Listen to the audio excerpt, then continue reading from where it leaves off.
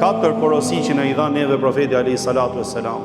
Po të shikoni o vëllezërit e mi, ai që ka mend dhe shikon se prej të katërtave 3 prej tyre janë raport me njerëzit, vetëm 1 është raport me Allahun. Kështu është edhe feja jonë. Ai i cili thotë ju jam mashallah, jam besimtari më i mirë dhe nga ana tjetër çalon me dynjan, nuk është besimtar i mirë. Se 3/4 fesë që neve na e përmblodhi profeti alayhi salatu wasalam ka marrëdhënie me njerëzit, marrëdhënie ndërnjerëzore.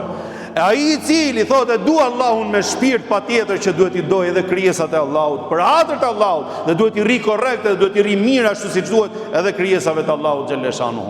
3 me njerëzit dhe 1 me Allahun e ka bë profeti alayhi salatu wassalam dhe e ka përkufizuar fen subhanallah.